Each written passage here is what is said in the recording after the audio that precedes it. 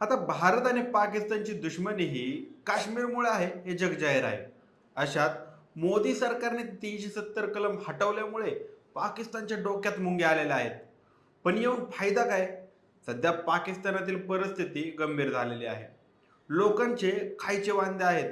अर्थव्यवस्था विस्कळीत झालेली आहे.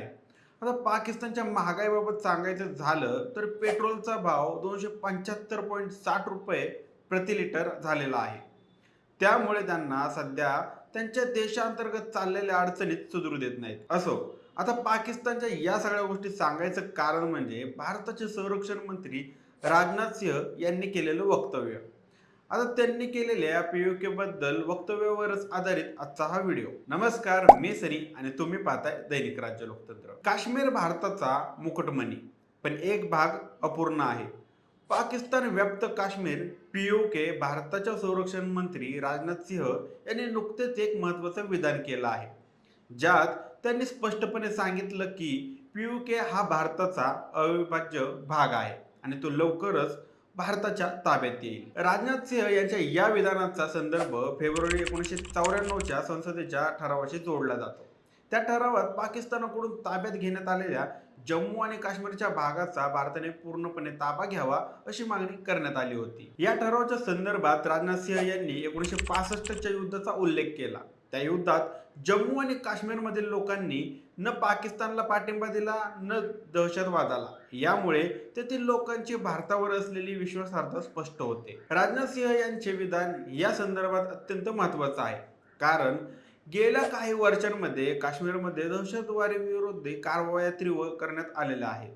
भारतीय लष्कराच्या या कारवायांचा उद्देश फक्त काश्मीरला आणि संपूर्ण भारताला दहशतवादापासून वाचवण्याचा आहे. आता त्यानंतर अखनूरमध्ये राजनाथ सिंह यांनी पुन्हा एकदा सांगितलं की पीओके हा भारताचा अविभाज्य भाग आहे आणि तो लवकरच भारताच्या ताब्यात येईल. हे विधान एक गोष्ट स्पष्ट करते: भारताच्या काश्मीर बाबत असलेल्या ठाम भूमिकेवर काही शंका नाही. 1994 मध्ये संसदेने पाकव्याप्त काश्मीर आणि गिलगिट बाल्टिस्तान या भागांवर भारताच्या हक्कांचा मान्यता दिली होती. पण आता आज तागायत त्यावर कोणतीही अधिकृत दस्तऐवज नाही.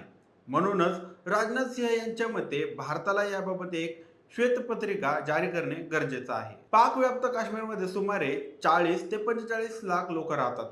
राजनाथ सिंह यांचे म्हणणे आहे की तेथील लोक स्वतःहून भारतात सामील होणार नाहीत, कारण पाकिस्तानचे सैन्य त्यांना ते स्वातंत्र्य देणार नाही. मात्र जर ते भारतात सामील होऊ इच्छित असतील तर त्यांनी उठाव करावा लागेल. तरी सुद्धा पाकिस्तान आणि काश्मीरमध्ये दहशतवादाचा पगडा वाढवित राहिला तर भारत पुन्हा एकदा पाकिस्तानला कडक प्रतिसाद देऊ शकतो. राजनाथ सिंह यांच्या या स्पष्टतेमुळे पाकिस्तानच्या कारवायांना एक पायबंद बसू शकतो. आता भारत नेहमीच शांततेसाठी कार्यरत राहिला आहे आणि भारताने कधीही कोणत्याही देशावर हल्ला केलेला नाही.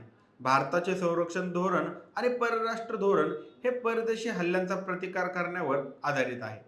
पण पाकव्याप्त काश्मीर हा भारताचा भाग आहे आणि त्यासाठी केलेली कारवाई ही परराष्ट्र हल्ल्याच्या श्रेणीत येत नाही. काश्मीरचा पूर्णपणे भारतात सामील होणारा दिवस लवकरच येईल अशी आशा ठेवून भारत आपल्या भूमिकेवर ठाम आहे.